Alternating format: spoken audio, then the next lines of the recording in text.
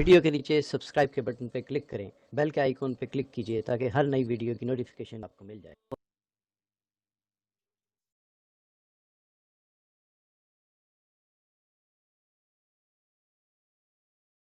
اعوذ باللہ من الشیطان الرجیم، بسم اللہ الرحمن الرحیم۔ وَلَنُذِيقَنَّهُم مِّنَ الْعَذَابِ الْأَدْنَىٰ دُونَ الْعَذَابِ الْأَكْبَرِ لَعَلَّهُمْ يَرْجِعُونَ وَمَنْ أَظْلَمُ مِمَّن ذُكِّرَ بِآيَاتِ رَبِّهِ ثُمَّ أَعْرَضَ عَنْهَا إِنَّا مِنَ الْمُجْرِمِينَ مُنْتَقِمُونَ۔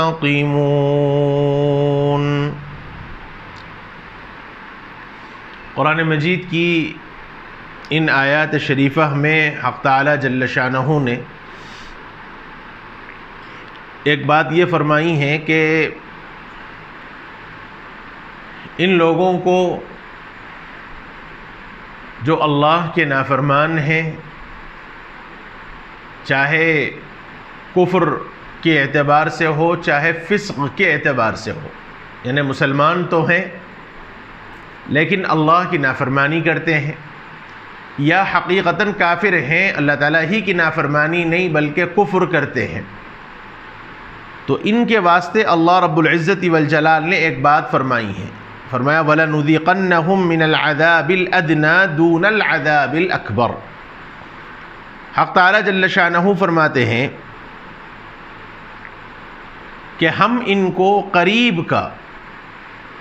کو قریب کا یعنی دنیا میں آنے والا، یہاں قریب سے مراد دنیا میں، ہم ان کو قریب کا عذاب بھی اس بڑے عذاب سے پہلے چکا دیں گے۔ وَلَنُذِيقَنَّهُم مِّنَ الْعَذَابِ الْأَدْنَىٰ دُونَ الْعَذَابِ الْأَكْبَرِ، یعنی ہم ان لوگوں کو قریب کے عذاب کا بھی اس بڑے عذاب سے پہلے چکا دیں گے جس کا وعدہ کیا جاتا ہے، اور اس کی وجہ یہ کہ تاکہ لوگ باز آ جائیں، لعلہم یرجعون، تاکہ لوگ باز آ جائیں۔ اللہ رب العزت والجلال نے قرآن مجید کی اس آیت شریفہ کے اندر یہ بات فرمائی ہے کہ جو لوگ اللہ کے نافرمان ہیں، اللہ تعالیٰ ان کے واسطے اصل آخرت کا عذاب تو رکھا ہی ہے، جیسے پچھلی آیات کے اندر کہا گیا وَأَمَّا الَّذِينَ فَسَقُوا فَمَأْوَاهُمُ النَّارُ، وہ لوگ جنہوں نے کفر کیا ان کا ٹھکانہ جہنم ہے، وہ اس میں ہمیشہ رہیں گے، بلکہ جب بھی وہ عذاب کی تپش سے، سختی سے، گرمی سے، دہشتناکی سے، ہولناکی سے نکلنا چاہیں گے تو فرشتے گرز مار کر، لوہے کے ہتھوڑے مار کر ان کو واپس کر دیں گے۔ اس کے بعد اللہ تعالیٰ نے یہ فرمایا کہ آخرت کا عذاب تو اللہ کے نافرمانوں کو، کافروں کو طے شدہ ہے، لیکن اس سے پہلے ایک قریبی عذاب کا بھی ہم ان کو مزہ چکاتے ہیں، ہم ایک قریبی عذاب میں بھی ان کو مبتلا کرتے ہیں، آخرت کے بڑے عذاب کے مقابلے میں دنیا کی ایک سزا میں بھی ہم ان کو مبتلا کرتے ہیں۔ اور یہ عذاب ادنا، قریبی عذاب، اس سے مراد کیا ہے؟ اس سلسلے میں حضرات مفسرین کرام کی مختلف رائے ہیں۔ سیدنا حضرت عبداللہ ابن عباس رضی اللہ عنہما نے فرمایا کہ عذاب دنیا، قریبی عذاب سے مراد آفات، دنیاوی مصائب، مصیبتیں، آفات، بلیات کی شکل میں ہے، یعنی اصل اللہ کے نافرمان کو آخرت کا عذاب تو آئے گا ہی آئے گا، اس سے پہلے اللہ رب العزت والجلال دنیا کے اندر بھی کافروں کو مختلف قسم کے آفتوں اور مصیبتوں میں مبتلا فرماتے ہیں تاکہ لعلہم یرجعون، تاکہ لوگ اللہ کی طرف لوٹ آئیں، تاکہ ان کو ہدایت کا راستہ مل جائے، تاکہ وہ اپنے گناہوں پر متنبہ ہو جائے۔ اور بعض حضرات نے ایک بات یہ بھی فرمائی ہے، جیسے حضرت عبداللہ ابن عباس رضی اللہ عنہما ہی کا قول ہے، ان کے شاگرد ہیں حضرت عکرمہ رضی اللہ رحمہ اللہ، وہ فرماتے ہیں کہ عذاب دنیا سے مراد، قریبی عذاب سے مراد وہ قحط ہے جو اللہ رب العزت نے مکہ المکرمہ والوں پر نازل فرمایا تھا۔ اللہ کے نبی صلی اللہ علیہ وسلم کی بددعا کی وجہ سے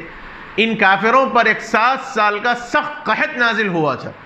اور ایسی بھوک مری اور ایسا قحط نازل ہوا تھا جس کے نتیجے میں لوگ کھانے کے محتاج بن گئے تھے، حتیٰ کہ جانوروں کے چمڑے کو بھون کر لوگ کھایا کرتے، درخت کے پتے کھانے لگے تھے۔ ایسا سخت قحط میں اللہ تعالیٰ نے مبتلا فرمایا۔ قریبی عذاب سے مراد وہ ہے۔ اور بعض حضرات نے ایک بات یہ بھی فرمائی ہے کہ اس سے مراد دنیا کا غم ہے، مصیبت ہے، اور اس غم کے اندر لاحق کرنا، اس غم میں مبتلا کرنا، اس کے نتیجے میں گھٹنا، یہ سب اس کے اندر داخل ہے۔ بہرحال حاصل کلام یہ ہے کہ دنیاوی مصیبتیں، آفتیں، آلام، مسائل، مشقتوں میں اللہ تعالیٰ مبتلا فرمائیں گے، اور یہ مصیبت کا آنا، یہ آفت کا آنا، یہ بیماری کا آنا، یہ جیسے کافروں کو ملتا ہے ایسے ہی مسلمانوں کو بھی ملتا ہے، اللہ کی توحید کے ماننے والوں کو بھی ملتا ہے۔ لیکن فرق اتنا ہے کہ یہ آفت اور مصیبت اللہ کے نافرمانوں کے واسطے تو زحمت ہے، اللہ کے نافرمانوں کے واسطے عذاب ہے، اللہ کے نافرمانوں کے واسطے سزا ہے، لیکن یہی چیز اللہ کے فرما بردار کے واسطے، مطیع فرما بردار کے واسطے، ایمان والوں کے واسطے یہ آزمائش کا سبب ہے۔ یعنی بیماری کا آنا، آفت کا آنا، مصیبت کا آنا اسی وجہ سے ہوتا ہے تاکہ بندہ اللہ کی طرف رجوع کر لے، تاکہ توبہ کر لے، اس کو ایک موقع دیا جاتا ہے تاکہ بندہ اللہ کی طرف رجوع کر لے، لعلہم یرجعون۔ لہذا مختلف قسم کی آفتیں، کبھی کاروبار میں نقصان ہو جاتا ہے، کبھی بیماریوں میں مبتلا ہو جاتے ہیں، کبھی آفتوں میں گھر جاتے ہیں، کبھی بارش کی سیلاب کی شکل میں آدمی پریشان ہو جاتا ہے۔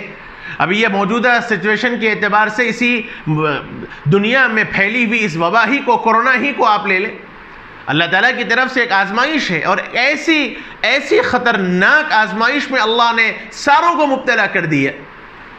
اگر غور کیا جائے تو دنیا کے اندر کون کون سے کام نہیں ہو رہے تھے جو اللہ کو نافرمان، جو اللہ تعالیٰ کو ناراض کرنے والے تھے۔ ظلم کا ایک سلسلہ چل رہا تھا، اللہ تعالیٰ کی نافرمانیاں کی جا رہی تھیں، لیکن ایک ایسا نظام کے تحت اللہ تعالیٰ نے سب کو مبتلا کر دیا، سب پریشان ہو گئے۔ ٹیکنالوجی، جیسے کسی نے ایک بات کہی ہے کہ یہ ٹیکنالوجی کا دور ہے، اور ٹیکنالوجی نظر نہیں آنے والی چیز ہے۔ ٹیکنالوجی میں لوگ، انسان بڑا اپنے آپ کو کارندہ سمجھ رہا ہے کہ میں بہت آگے بڑھ گیا، یہ ٹیکنالوجی کی وجہ سے میں بہت آگے بڑھ گیا۔ اللہ تعالیٰ نے بھی فرمایا کہ جب یہ ٹیکنالوجی، یہ ترقی جس کو تم اپنی ترقی کا ذریعہ سمجھ رہے ہو اور بظاہر تم یہ سمجھتے ہو کہ یہ نظر نہیں آنے والی چیز ہے، حق تعالیٰ جل مجدہ نے بھی ایک ایسی آزمائش کے اندر مبتلا کر دیا جو بظاہر نظر نہیں آنے والی چیز ہے۔ اتنے ریسرچ کیا جا رہا ہے، اتنی تحقیقات کی جا رہی ہے، لیکن آج تک اس کے متعلق یہ نہیں بتلایا جا سکا کہ یہ کرونا وائرس آخر ہے کیا چیز۔ یہ نظر نہ آنے والا جرثومہ ہے، نظر نہ آنے والا وائرس ہے، کسی کو نظر نہیں آ رہا، لیکن دنیا کے اندر اس نے ایک وبال مچا کے رکھ دیا ہے۔ جتنے کافر ہیں، اللہ کے نافرمان ہیں، سب پریشان ہیں، مبتلا ہیں، اور مسلمان بھی اس کی وجہ سے پریشان ہیں، لیکن مسلمانوں کی اس پریشانی پر اللہ کی طرف سے اجر لکھا ہے۔ اس لیے آپ دیکھیں بہت سے لوگوں کو الحمدللہ اس آزمائش کی وجہ سے اللہ کی طرف رجوع کرنے کا موقع مل گیا، لیکن نافرمان آدمی، اللہ تعالیٰ کا نافرمان بددل ہو گیا، اللہ تعالیٰ سے بدظن ہو گیا۔ اللہ تعالیٰ نے یہ فرمایا کہ اللہ تعالیٰ یہ مصیبتوں کے اندر مبتلا کرتے ہی اسی وجہ سے ہیں تاکہ لوگ اللہ کی طرف رجوع کر لیں، تاکہ بندہ اللہ کی طرف آ جائے، تاکہ اسے احساس ہو جائے۔ اس لیے فرمایا لعلہم یرجعون، تاکہ وہ لوٹ آ جائیں، تاکہ وہ اللہ کی طرف آ جائیں، اپنے گناہوں کی معافی مانگ کے اللہ کی طرف سچے پکے انداز میں رجوع کر لیں۔ اور پھر اس کے بعد فرمایا وَمَنْ أَظْلَمُ مِمَّنْ ذُكِّرَ بِآيَاتِ رَبِّهِ، فرمایا کہ اس شخص سے بڑھ کر کون ظالم ہوگا، اس شخص سے بڑھ کر کون ظالم ہوگا جس کو اس کے رب کی آیات کے ذریعے نصیحت کی جائے۔ مَنْ أَظْلَمُ مِمَّنْ ذُكِّرَ بِآيَاتِ رَبِّهِ، اس کے رب کے آیات کے ذریعے، اس کے رب کی نشانیوں کے ذریعے، اس کے رب کے قول کی وجہ سے، اس کے رب کے کلام سے، اس کے رب کے احکامات کے ذریعے اس کو سمجھایا جا رہا ہے، نصیحت کی جا رہی ہے، بتلایا جا رہا ہے، حق کا پیغام سنایا جا رہا ہے، لیکن اس کا عالم یہ ہے کہ ثم اعرض عنها، وہ اس سے اعراض کر رہا ہے، وہ روگردانی کر رہا ہے، منہ پھیر کر چلے جا رہا ہے، اترا رہا ہے، تکبر کر رہا ہے، اس شخص سے بڑھ کر کون ظالم ہوگا؟ جو اللہ کی آیات کو سن کر ہونا تو یہ چاہیے تھا کہ سنتا، سمجھتا، نصیحت حاصل کرتا، لیکن روگردانی کر کے، چہرہ پھیر کے، تکبر کرتے ہوئے، اتراتے ہوئے، غرور کرتے ہوئے چلا جا رہا ہے۔ حق تعالی جل مجدہ فرماتے ہیں اِنَّا مِنَ الْمُجْرِمِينَ مُنْتَقِمُونَ۔ ہونا چاہیے تھا کہ اطاعت کرتا، فرمانبرداری کرتا، لیکن روگردانی کر کے چلا جا رہا ہے۔ اللہ تعالیٰ فرماتے ہیں ہم بھی مجرموں سے انتقام لیں گے۔ اِنَّا مِنَ الْمُجْرِمِينَ مُنْتَقِمُونَ، ہم بھی مجرموں سے، ہم بھی نافرمانوں سے بڑا سخت انتقام لیں گے۔ حضرات علماء نے ایک بات یہ فرمائی ہے کہ بہت سی سزائیں، بہت سے اعمال بد ایسے ہیں کہ اللہ تعالیٰ اس کی سزا آخرت ہی میں دے گا، لیکن بعض گناہ ایسے ہیں کہ اللہ رب العزت والجلال اس کی سزا دنیا کے اندر بھی عطا فرماتے ہیں۔ جیسے ایک روایت آتی ہے، حضرت ابن جریر اور ابن ابی حاتم نے حضرت معاذ ابن جبل رضی اللہ عنہ سے ایک روایت نقل فرمائی، فرماتے ہیں کہ میں نے اللہ کے نبی صلی اللہ علیہ وسلم کو یوں کہتا ہوا سنا، ثلاث من فعلہن فقد اجرم، 3 گناہ ایسے ہیں، 3 اعمال ایسے ہیں کہ جس نے ان کو کر لیا اس نے بہت بڑا جرم کر دیا۔ اور بعض روایات میں یہ ہے کہ رسول اللہ صلی اللہ علیہ وسلم نے فرمایا کہ بعض اعمال ایسے ہیں کہ اللہ رب العزت اس کی سزا دنیا ہی میں ضرور عطا فرمائیں گے۔ آخرت کی سزا تو ہے ہی،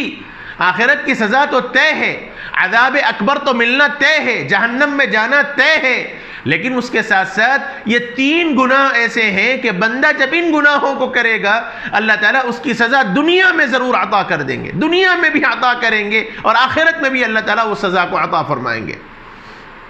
فرمایا من عقد لواء فی غیر حق، پہلا جرم یہ ہے کہ ناحق کوئی آدمی جھنڈا بلند کرے، ناحق کوئی آدمی جھنڈا بلند کرے، یعنی مطلب یہ ہے کہ جانتا ہے کہ یہ کام غلط ہو رہا ہے، اس کے باوجود کسی آدمی کا اس کے خلاف نعروں کے ذریعے، جھنڈوں کے ذریعے اس کے خلاف لوگوں کے ساتھ شریک ہو۔ ایک کام غلط ہو رہا ہے، جانتا ہے کہ یہ کام غلط ہے، لیکن اس کے باوجود وہ اس میں شریک ہو، اس کے ساتھ شریک ہو اور علانیہ طور پر لوگوں کے ساتھ ظلم کا معاملہ کرے۔ رسول اللہ صلی اللہ علیہ وسلم نے فرمایا من عقد لواء فی غیر حق، وہ آدمی جو ناحق اپنا جھنڈا بلند کرے، مسلک کے اعتبار سے، عقیدے کے اعتبار سے، بات کے اعتبار سے، دلائل کے اعتبار سے غلط ہے، لیکن اس کے باوجود وہ اپنی حیثیت کو، اپنی انا کو، اپنی شان کو، اپنے رتبے کو، اپنے مقام کو برقرار کرنے کے واسطے، رکھنے کے واسطے جھوٹ کہتا ہے اور لوگوں کے سامنے ڈھنڈورا پیٹتا ہے۔ من عقد لواء فی غیر حق۔ اور دوسری بات رسول اللہ صلی اللہ علیہ وسلم نے فرمائی او عق والدیہ، ایک وہ آدمی جو اپنے والدین کا نافرمان ہو، اللہ تعالیٰ اس کی سزا دنیا ہی کے اندر اس کو عطا فرما دیں گے۔ اور یہ دنیا مشاہدہ کرتی ہے، تجربے سے دیکھتی ہے کہ جو آدمی اپنے والدین کا نافرمان رہا اللہ تعالیٰ اس کو دنیا ہی میں سزا عطا فرماتے ہیں۔ اور اس عاجز کی آنکھوں نے دیکھا ہے ایسوں کو جو اپنے والدین کو ناراض کرے اور جن کے والدین دنیا سے ناراضگی کی حالت میں چلے گئے، اخیر وقت میں مرنے سے پہلے ایڑیاں رگڑ کے وہ دنیا سے گئے ہیں۔ عق والدیہ، اپنے والدین کو جو ستائے گا، نافرمانی کرے گا، والدین کا دل دکھائے گا، ان کو رونے پر مجبور کرے گا، ان کے آنکھوں سے آنسو نکلوائے گا، اللہ تعالیٰ کی رضا اس کو حاصل نہیں ہوگی اور دنیا ہی میں اللہ اس کو سزا نصیب فرمائیں گے اور آخرت کی سزا تو ہے ہی ملنے والی۔ اور تیسری بات حضور نے فرمایا او مشا مع ظالم بینصرہ، یا تیسرا وہ آدمی جو کسی ظالم آدمی کی امداد کرے، جانتا ہے کہ ناحق کر رہا ہے لیکن اس کی مدد کر رہا ہے، جانتا ہے کہ فلاں آدمی نے کسی کا مال قبضہ کر لیا، کسی کی زمین پر قبضہ کر لیا، اور بطور دلیل کے آدمی اس کے پاس جا کے اس کا وٹنس بنتا ہے، اس کا گواہ بنتا ہے، یا ناحق اس زمین کے قبضہ کرنے پر، اس کے مال کے قبضہ کرنے پر آدمی اس کی مدد کرتا ہے، اس کو تقویت پہنچاتا ہے، تو دنیا ہی کے اندر اس کو سزا ضرور مل جائے گی۔ یہ 3 باتیں رسول اللہ صلی اللہ علیہ وسلم نے فرمائی ہیں، اور اس کے بجائے بہت سے اعمال ایسے ہیں جن کی سزا آخرتی کے اندر اللہ تعالیٰ عطا فرمائیں گے۔ چوتھی بات اللہ تعالیٰ نے آیت شریفہ کے اندر فرمائی اِنَّا مِنَ الْمُجْرِمِينَ مُنْتَقِمُونَ، ہم مجرموں سے ضرور بدلہ لیں گے۔ یہاں ایک بات ذہن میں رکھنی چاہیے، منتقمون کا لفظ استعمال فرما، انتقام لینا، بدلہ لینا۔ بعض لوگ قرآن مجید کی آیت کو اور حقیقت کو نہیں سمجھتے اور یوں کہتے ہیں کہ اللہ تعالیٰ بھی انتقام لیں گے، انتقام کا مطلب بدلہ لینا سمجھتے ہیں، اور یہ سمجھے کہ اللہ تعالیٰ کی ذات تو مستثنیٰ ہے، اللہ تعالیٰ اپنا بدلہ کیسا لیں گے؟ جذبات نفسانیہ سے، خواہشات نفسانیہ سے، جذبے سے، بدلہ لینے سے اللہ کی ذات منزہ اور پاک ہے۔ بدلہ عام طور پر کسی سے بغض کی وجہ سے، کینے کی وجہ سے، نفرت کی وجہ سے لیا جاتا ہے۔ اللہ تعالیٰ ان تمام چیزوں سے، تمام صفات سے اللہ پاک ہے۔ اِنَّا مِنَ الْمُجْرِمِينَ مُنْتَقِمُونَ کا مطلب یہ سمجھنا چاہیے کہ جس طرح انتقام بعض مرتبہ ذاتی ہوتا ہے، انتقام بعض مرتبہ ذاتی ہوتا ہے، ایسے ہی بعض مرتبہ حق سے روگردانی کرنے کی وجہ سے، خلاف عادت جانے کی وجہ سے بھی سزا دینے کو بھی انتقام کہا جاتا ہے۔ جیسے غور کیا جائے کہ ایک بچہ نافرمانی کر رہا ہے، ایک بچہ غلط کام کر رہا ہے، تو ماں باپ اس بچے کو سزا دیتے ہیں، مارتے ہیں، لیکن کوئی یہ نہیں کہتا کہ ماں باپ نے بچے سے بدلہ لیا۔ جیسے بڑے مجمع میں بچے نے اگر ماں باپ کی بدتمیزی کر دی تو اس بھرے مجمع میں باپ ماں تو کچھ نہیں کہتی، لیکن گھر آ کر بچے کو سزا دیتے ہیں۔ تو ماں باپ کا سزا دینا اپنے بچے کو تربیت کے واسطے، وہ ان کی محبت کے واسطے ہے، تاکہ میرا بچہ بگڑ نہ جائے۔ کوئی نہیں کہتا کہ ماں باپ نے اپنا انتقام لیا، اپنا جذبہ لیا، اپنا بدلہ نکالا۔ جیسے ماں باپ اپنے بچوں کی تربیت کے واسطے ان کو سزا دیتے ہیں، اور یہ سزا رحمت ہے، جذبہ انتقام نہیں ہے۔ اللہ رب العزت بھی فرماتے اِنَّا مِنَ الْمُجْرِمِينَ مُنْتَقِمُونَ، ہم بھی مجرموں سے بدلہ لیں گے۔ یہ بدلہ انتقام کی وجہ سے نہیں ہے، بلکہ یہ رحمت کی بنیاد پر ہے۔ اللہ تعالیٰ نے ہم تم کو موقع دیا تھا، ہم نے تم کو سمجھایا تھا، اور دنیا کے اندر یہ مختلف قسم کی سزائیں اسی لیے ہم نے تم کو دی ہیں تاکہ تم ہماری طرف واپس آ جاؤ، تاکہ تم ہمارے پاس لوٹ کے آ جاؤ، تاکہ تم ہماری حق بات کو سمجھو۔ یہ ہے اِنَّا مِنَ الْمُجْرِمِينَ مُنْتَقِمُونَ کا۔ پھر اس کے بعد اللہ رب العزت والجلال نے مشرکین مکہ کو بطور دلیل کے، بطور نصیحت کے، پچھلے انبیاء علیہم الصلاۃ والتسلیم کے ایک واقعے کا اور ان کو دی جانے والے اللہ تعالیٰ کی کتاب کا ذکر کیا۔ وہ نبی کون سے ہیں جن کا ذکر اللہ تعالیٰ نے اگلی آیت میں فرمایا، اور کیا ذکر فرمایا، اور اس واقعے کے ذریعے یعنی اس نبی کا تذکرہ کر کے اللہ تعالیٰ امت محمدیہ کو کس بات کی نصیحت کرنا چاہتے ہیں، اس کی تفصیل انشاءاللہ اگلی مجلس میں ہوگی۔ وصلی اللہ وسلم وبارک علی نبینا محمد وعلی آلہ وصحبہ اجمعین والحمد للہ رب العالمین۔